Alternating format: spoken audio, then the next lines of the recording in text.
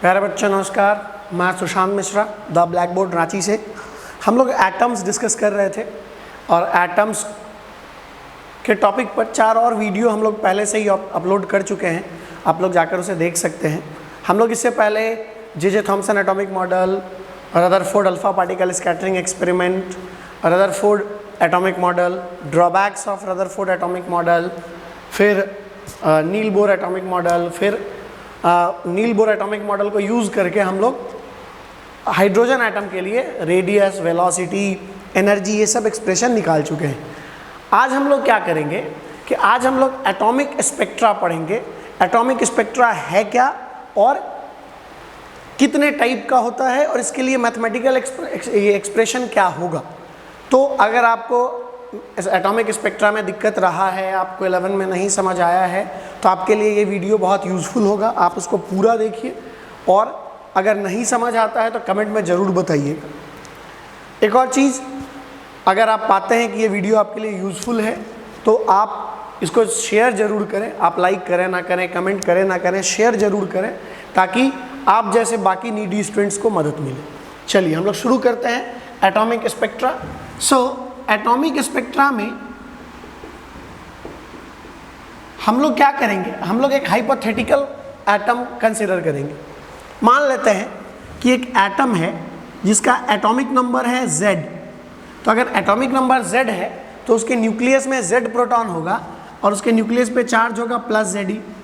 इसके चारों ओर इलेक्ट्रॉन अलग अलग ऑर्बिट में रिवॉल्व कर रहा है। इसके चारों ओर इलेक्ट्रॉन अलग अलग ऑर्बिट में रिवॉल्व कर रहा है।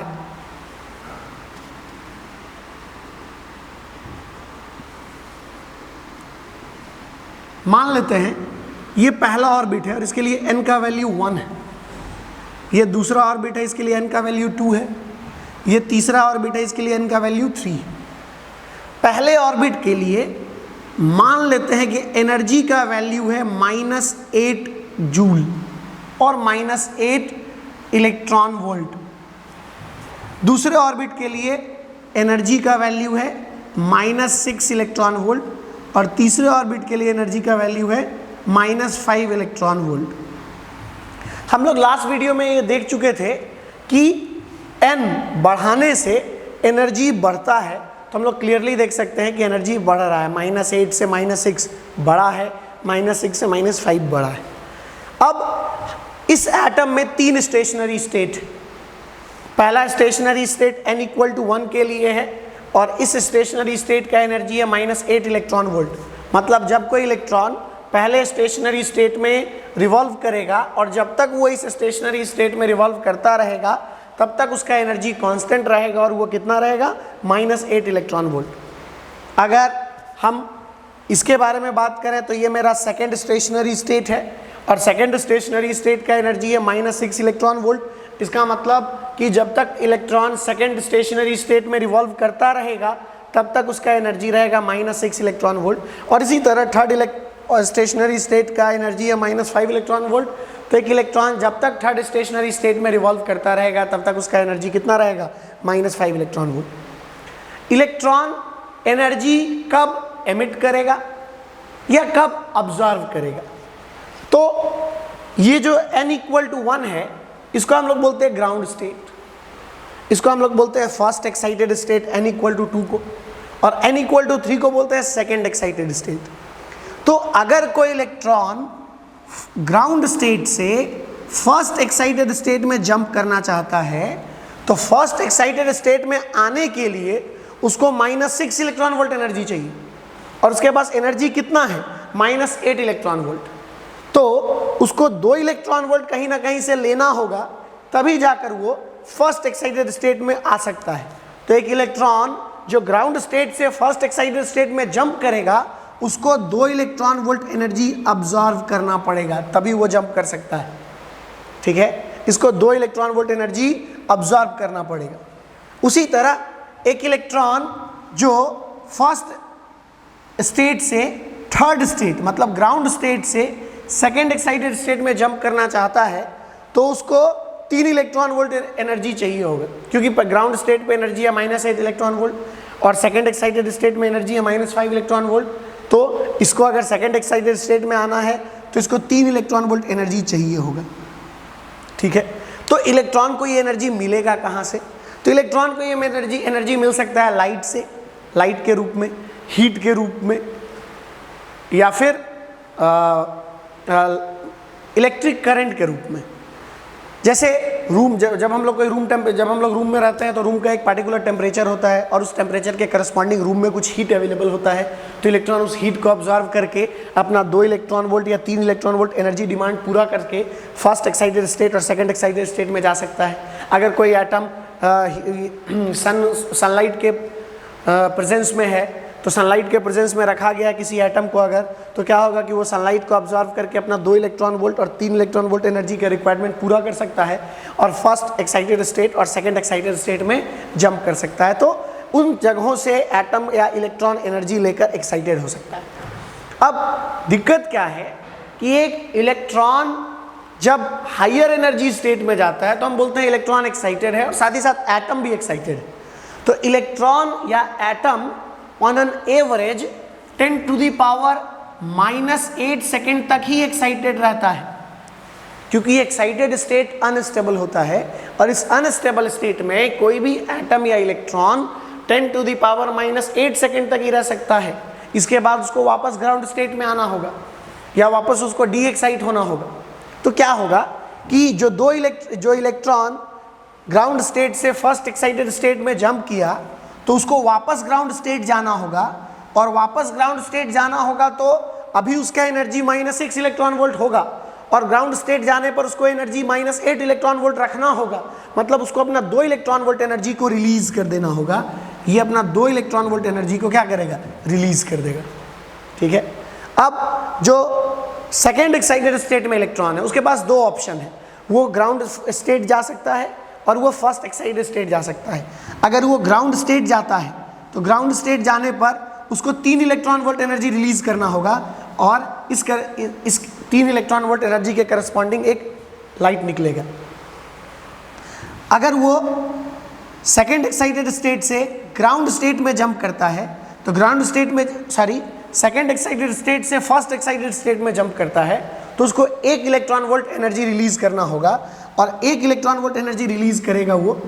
तो इस तरह से हम लोग देख रहे हैं कि ये एटम 3 एनर्जी रिलीज कर सकता है। एक एनर्जी 2 इलेक्ट्रॉन वोल्ट, ये तब रिलीज होगा जब फर्स्ट एक्साइटेड स्टेट से ग्राउंड स्टेट में जाएगा इलेक्ट्रॉन।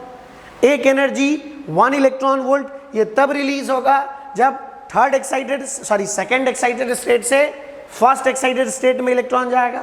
और एक एनर्जी 3 इलेक्ट्रॉन वोल्ट, ये तब रिलीज होगा जब इलेक्ट्रॉन सेकेंड एक्साइटेड स्टेट से ग्राउंड स्टेट में जाएगा। ठीक है, तो अब करेंगे क्या हम लोग कि इस एनर्जी का वेवलेंथ निकालेंगे। हम लोग जानते हैं फोटोन थ्योरी से कि एनर्जी होता है h न्यू, जहाँ h क्या है? प्लैंक्स कांस्टेंट, और न्यू क्या है? फ्रीक्वेंसी। और हम लोग ये भी जानते हैं कि फ्रीक्वेंसी इंटू वेवलेंथ ये होता है speed of light electromagnetic wave के लिए। सो फ्रीक्वेंसी हो जाएगा c/λ। सो अगर हम इसको यहाँ इक्वेशन 1 मान लें, इसको इक्वेशन 2 मान लें और इक्वेशन 2 को इक्वेशन 1 में डाल दें तो एनर्जी आ जाएगा hc/λ। ठीक है, अब हम क्या करेंगे कि हर एनर्जी के करस्पॉन्डिंग वेवलेंथ निकालेंगे। कैसे? तो मान लीजिए ये 2 इलेक्ट्रॉन वोल्ट एनर्जी है, तो हम एनर्जी के जगह 2 इलेक्ट्रॉन वोल्ट डाल देंगे। प्लैंक्स कांस्टेंट का वैल्यू 6.6 × 10⁻⁻34, स्पीड ऑफ लाइट का वैल्यू 3 × 10⁸, ये सब डाल देंगे और लैम्डा कैलकुलेट कर लेंगे। ठीक है, मान लेते हैं कि इस लाइट के करस्पॉन्डिंग जो वेवलेंथ आया वो है λ1, इस लाइट के करस्पॉन्डिंग जो वेवलेंथ आया ये है λ2, और इस लाइट के करस्पॉन्डिंग जो वेवलेंथ आया ये है λ3। ठीक है, तो अगर ये वेवलेंथ विजिबल लाइट के वेवलेंथ से मैच करता है तो हमको वो लाइट दिखाई देगा। जैसे अगर मान लें कि λ1 रेड कलर के वेवलेंथ, या मान लें λ1 वायलेट कलर के वेवलेंथ के बराबर है, तो क्या होगा कि जब 2 इलेक्ट्रॉन वोल्ट एनर्जी निकलेगा तो उसके करस्पॉन्डिंग हमको एक वायलेट कलर का लाइट निकलता हुआ दिखाई देगा। मान लेते हैं कि जो हमारा λ2 है, यह λ2 रेड कलर के वेवलेंथ के बराबर है, तो क्या होगा कि जब इलेक्ट्रॉन सेकेंड एक्साइटेड स्टेट से फर्स्ट एक्साइटेड स्टेट में जंप करेगा तो वो 1 इलेक्ट्रॉन वोल्ट एनर्जी रिलीज करेगा, और इस 1 इलेक्ट्रॉन वोल्ट एनर्जी को हम लोग रेड कलर के लाइट के रूप में देख सकते हैं।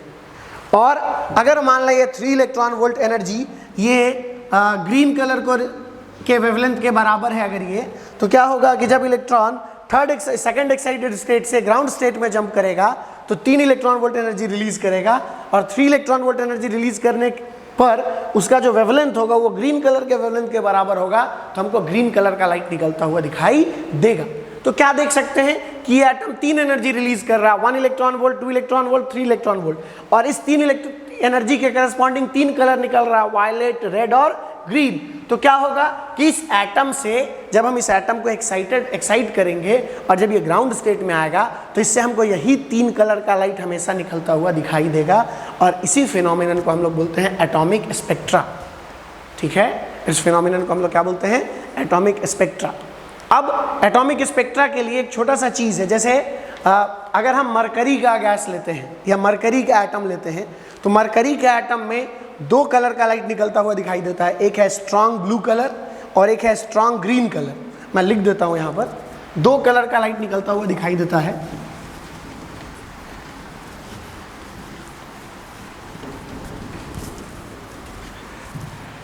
एग्जाम्पल के तौर पे अगर हम मरकरी लें तो मरकरी के केस में 2 कलर का वेवलेंथ लाइट निकलता हुआ दिखाई देता है, एक लाइट है स्ट्रॉन्ग ब्लू और एक लाइट है स्ट्रॉन्ग ग्रीन। जो स्ट्रॉन्ग ब्लू लाइट है इसका वेवलेंथ है 436 नैनोमीटर, और जो स्ट्रॉन्ग ग्रीन लाइट है इसका वेवलेंथ है 546 नैनोमीटर। उसी तरह अगर हम सोडियम लें तो सोडियम में 2 कलर का लाइट निकलता हुआ दिखाई देता है, एक है स्ट्रॉन्ग येलो, एक है स्ट्रॉन्ग येलो, इसका वेवलेंथ है 590 नैनोमीटर, और एक है डिम येलो। ठीक है, ये डिम येलो, इसका वेवलेंथ 596 नैनोमीटर है। इसके बाद अगर हम हाइड्रोजन का बात करें तो हाइड्रोजन के लिए 4 कलर का लाइट निकलता हुआ दिखाई देता है, एक है रेड, एक है ग्रीन, एक है ब्लू और एक है वायलेट। रेड के करस्पॉन्डिंग वेवलेंथ होता है 656.3 नैनोमीटर, ग्रीन के करस्पॉन्डिंग वेवलेंथ होता है 486.1 नैनोमीटर, ब्लू के करस्पॉन्डिंग वेवलेंथ होता है 434.1 नैनोमीटर, और वायलेट के करस्पॉन्डिंग वेवलेंथ होता है 410.2 नैनोमीटर। ठीक है, सो ये कुछ एग्जाम्पल है। तो ये कैसे ये सब कलर निकलता है, तो एग्जाम्पल के तौर पे मैं यहाँ पर आपको टाइप्स ऑफ स्पेक्ट्रा बताऊंगा और वहीं पर आपको समझाने की कोशिश करूंगा कि कैसे ये सब कलर निकलता है। जैसे हम मरकरी का अगर एग्जाम्पल है तो हम लोग क्या करेंगे, एक डिस्चार्ज ट्यूब लेंगे। ठीक है, एक डिस्चार्ज ट्यूब लेंगे, उस डिस्चार्ज ट्यूब में 2 इलेक्ट्रोड होगा, एक कैथोड होगा और एक एनोड होगा। ये मेरा बैटरी है, पोटेंशियल सोर्स। ठीक है, तो क्या होगा कि जब हम इससे करंट पास कराएंगे, ठीक है, हम लोग क्या करेंगे, इस डिस्चार्ज ट्यूब में पहले तो गैस भर देंगे। जिस एलिमेंट का हमको स्पेक्ट्रल लाइंस देखना है उस एलिमेंट का गैस या उस एलिमेंट का वेपर भर देंगे इस डिस्चार्ज ट्यूब में। ठीक है, और इस डिस्चार्ज ट्यूब को बैटरी से कनेक्ट कर देंगे, और जब इसे करंट फ्लो करेगा तो हम लोग जानते हैं current is a form of energy. तो क्या होगा कि ये जो गैसियस स्टेट में एटम्स प्रेजेंट हैं, मान लेते हैं मरकरी का, ये मरकरी का एटम एक्साइटेड हो जाएगा, ये एनर्जी अब्जॉर्व करेगा और एक्साइटेड हो जाएगा, और एक्साइटेड होने के बाद 10⁻⁻8 सेकेंड के अंदर इसको डी एक्साइट होना है। जब ये डी एक्साइट होगा तो 2 कलर का लाइट निकलेगा, एक स्ट्रॉन्ग ब्लू कलर और एक स्ट्रॉन्ग ग्रीन कलर। ठीक है, उसी तरह अगर इस डिस्चार्ज ट्यूब में हम लोग सोडियम रख देते हैं तो सोडियम से जब हम करंट पास कराएंगे तो क्या होगा कि ये एक्साइटेड होगा और 10⁻⁻8 सेकेंड के अंदर इसको वापस डी एक्साइट होना होगा, और जब ये डी एक्साइट होगा तो इससे 2 कलर का लाइट निकलेगा, एक स्ट्रॉन्ग येलो और एक डिम येलो। स्ट्रॉन्ग येलो का वेवलेंथ 590 नैनोमीटर और डिम येलो का वेवलेंथ 596 नैनोमीटर। इसी तरह अगर हम हाइड्रोजन वेपर या हाइड्रोजन गैस उसमें भर दें और उससे करंट पास कराएं तो उससे फिर 4 तरह का लाइट निकलता हुआ दिखाई देगा, एक रेड, ग्रीन, ब्लू और वायलेट। मैं आपको बता दूं रेड कलर कब निकलेगा, तो जब सेकेंड स्टेट यानी n = 2 से n इक्वल टू 1 का ट्रांजिशन होगा, मतलब इलेक्ट्रॉन फर्स्ट एक्साइटेड स्टेट से जब ग्राउंड स्टेट में जंप करेगा तो रेड कलर का लाइट निकलेगा।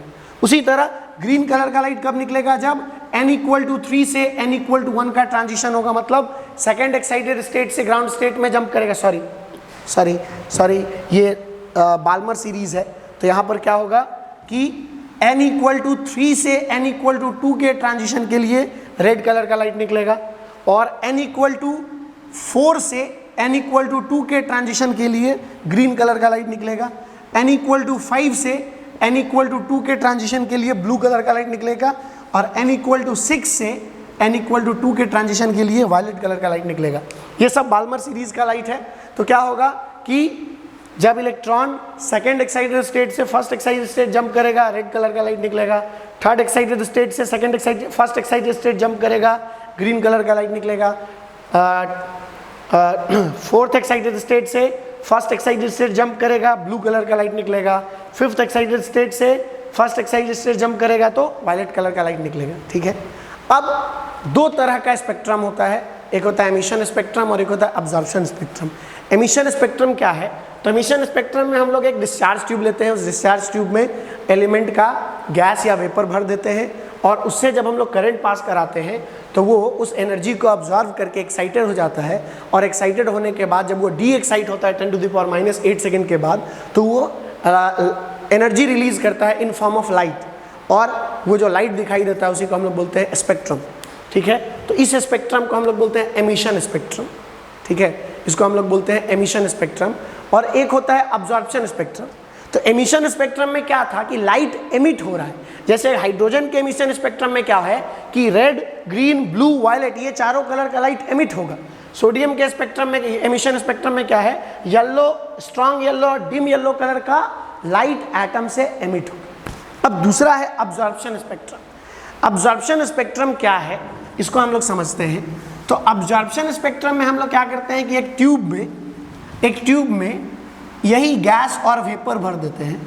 मान लेते हैं हम हाइड्रोजन के लिए आपको समझा रहे हैं, तो यही गैस और वेपर भर देते हैं, और इस गैस और वेपर से वाइट लाइट पास कराते हैं। वाइट लाइट, सनलाइट, जिसमें 7 कलर होता है, violet, indigo, blue, green, yellow, orange और रेड।